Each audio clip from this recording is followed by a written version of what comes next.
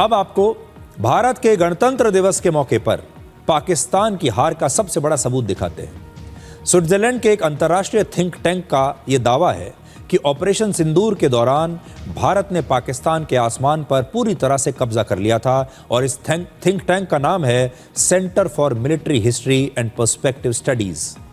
और इस international report की सबसे बड़ी बात यह है जो इसने कही है कि 7 मई को जब ऑपरेशन सिंदूर शुरू हुआ तो भारत के फाइटर जेट्स का एक ग्रुप पाकिस्तान की सीमा के अंदर प्रवेश कर गया था, जिन्हें पाकिस्तान की सेना रोक नहीं पाई।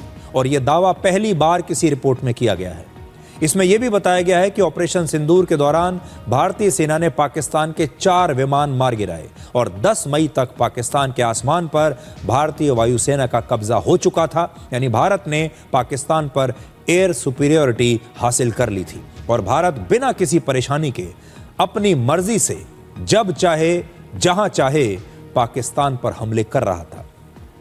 और यह सब कोई सरकारी रिपोर्ट नहीं कह रही है, स्विट्जरलैंड का एक अंतर्राष्ट्रीय थिंक टैंक कह रहा है।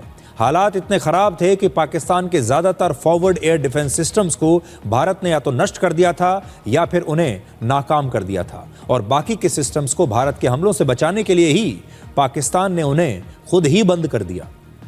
इस रिपोर्ट के मुताबिक पाकिस्तान की सेना के पास भारत की ब्रह्मोस मिसाइल से बचने का कोई तरीका था ही नहीं और पाकिस्तान का एयर डिफेंस सिस्टम इस मामले में पूरी तरीके से फेल हो गया था। वो इन ब्रह्मोस मिसाइल्स को रोक ही नहीं पाया।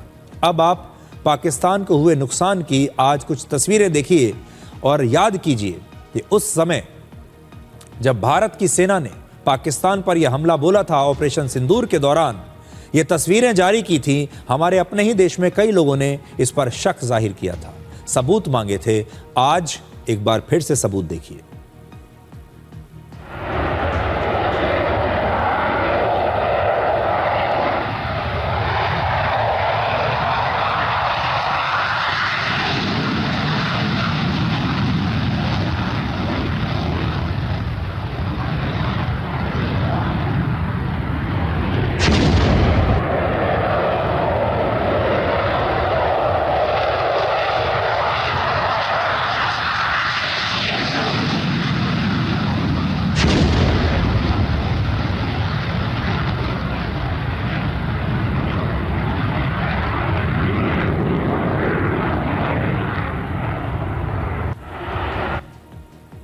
सात मई को पाकिस्तान ने 300 ड्रोन्स भेजे।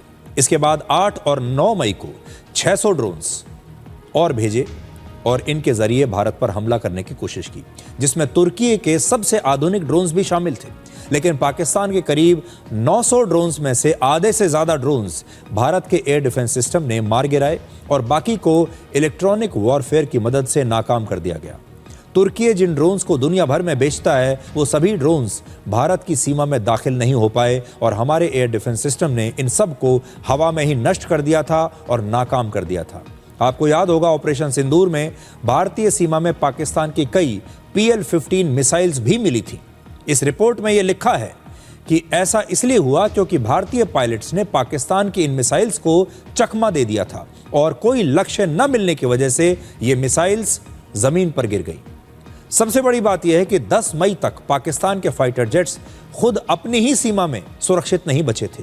जब वो आसमान में उड़ान भरते थे तो उन्हें भारत के S-400 एयर डिफेंस सिस्टम का डर रहता था और जब वो जमीन पर उतरते तो उन्हें ब्रह्मोस के हमले का डर होता था। यानी जाएं तो जाएं कहां, आसमान में जाएंगे तो भी भारत हमला करेगा और जमीन पर उनके फाइटर जेट्स रहेंगे तो भी हमला होगा।